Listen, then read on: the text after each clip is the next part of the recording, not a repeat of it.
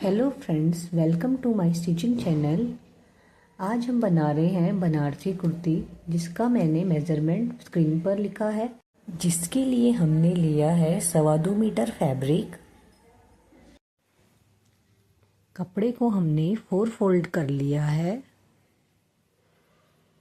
4 fold करने के बाद अब हम इस पे कुर्ती की लेंथ का निशान लगाएंगे, जो है 40 इंच। उसके लिए हमने 1.5 इंच एक्स्ट्रा मार्जिन भी लिया है अंदर मोड़ने के लिए।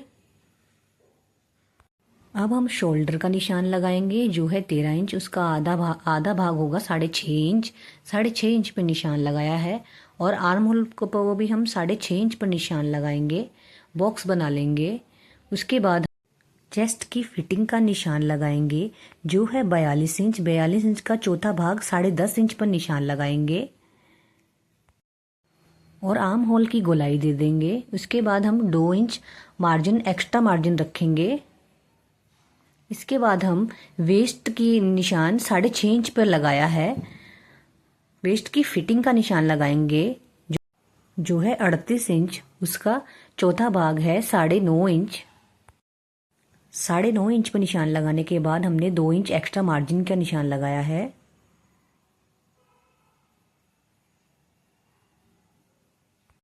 अब हम हिप का निशान लगाएंगे। चेस्ट से हिप की लेंथ का निशान 15 इंच पर लगाएंगे और हिप की फिटिंग का निशान लगाएंगे। हिप की फिटिंग है 44 इंच। 44 इंच का चौथा भाग है 11 इंच। 11 इंच पर निशान लगा दिया है हमने। अब इसमें हम 1.5 इंच एक्स्ट्रा मार्जिन रखेंगे।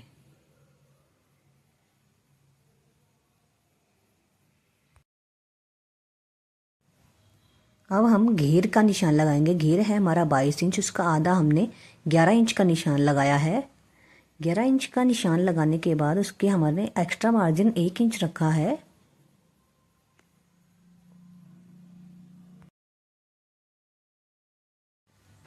कुछ इस तरह से हमने सभी निशानों को मिला लिया है। अब हम अपनी कुर्ती की कटिंग कर लेंगे। अब कुर्ती के कपड़े को हमने अस्तर के ऊपर रख दिया है और निशान लगा दिया है। अस्तर को हमने 10 इंच छोटा लिया है। इसके बाद हम इसकी कटिंग कर लेंगे।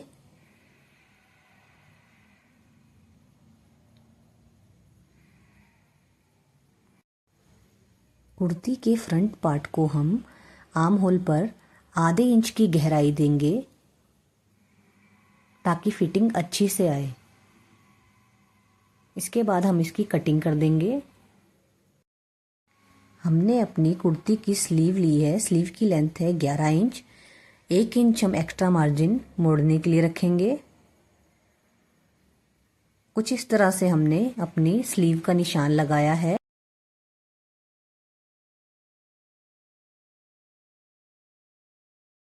उसमें हमने 2 इंच एक्स्ट्रा मार्जिन रख लिया है। अब इन निशानों को हम मिला देंगे। अब हम अपनी स्लीव की कटिंग कर लेंगे। अब हम अपने कुर्ती के फ्रंट नेक की कटिंग करेंगे।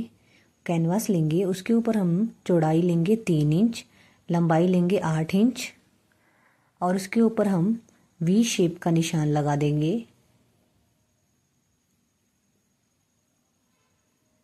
कुछ इस तरह से लगाएंगे वी शेप का निशान। अभी हमने ये निशान लगा दिया है। उसके साइड में एक और 1 इंच का गैप में एक और निशान लगाएंगे। अब हम इसकी कटिंग कर लेंगे।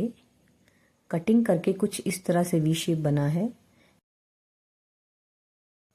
कुर्ती के फ्रंट पार्ट को अस्तर के साथ हमने ज्वाइंट कर लिया है। स्लीव को भी हमने अस्तर के साथ ज्वाइंट कर लिया है। अभी हमने कुर्ती के फ्रंट पार्ट पर नेक को कुछ इस तरह से फिक्स कर लिया है। फिक्स करने के बाद अब हम इसकी स्टिचिंग करेंगे। स्टिचिंग हम बिल्कुल कैनवास के साथ साथ करेंगे। कुछ इस तरह से हम नेक की कटिंग कर लेंगे।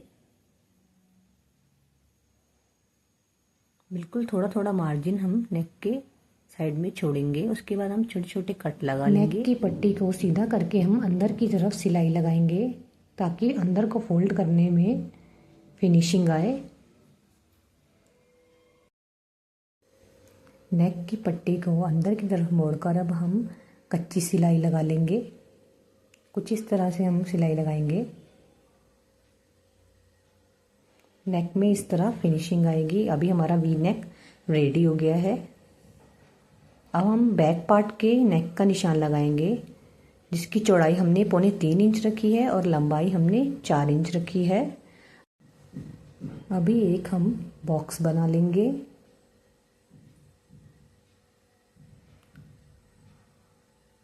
बॉक्स बनाने के बाद हम नेक की गोलाई दे देंगे। नेक की गोलाई देने के बाद अब हमने एक पट्टी कटिंग कर ली है नेक की। कुर्ती के सीधे भाग पर हम इस पट्टी को ऊपर से अटैच करेंगे। इस तरह सिलाई लगा देंगे। सिलाई लगाने के बाद बैक नेक इस तरह से रेडी हुआ है। बैक और फ्रंट पार्ट को, शोल्डर को हम अटैच कर लेंगे कुछ इस तरह। बैक पार्ट और फ्रंट पार्ट के शोल्डर को हम कुछ इस तरह से अटैच करेंगे। नेक की जो पट्टी है बैक की, उसको हम फ्रंट पार्ट पर इस तरह से लगाएंगे। फिर उसके बाद हम इसकी स्टिचिंग कर देंगे। कुछ इस तरह से हम इसकी स्टिचिंग करेंगे। अब इसको हम फोल्ड कर लेंगे। इसके बाद देखिए हमारे शोल्डर की फिनिशिंग कितनी अच्छे से। अब हम स्लीव के सीधे भाग को सीधे भाग से मिलाकर उसकी आर्म होल पर हम आधे इंच की गोलाई गहराई का निशान लगाएंगे। गहराई की हमने कटिंग कर ली है।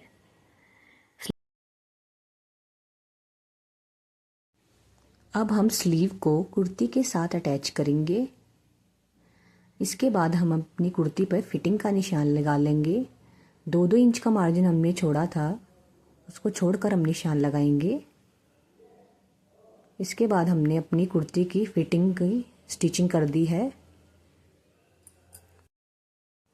कुछ इस तरह से हमारी कुर्ती रेडी हुई है।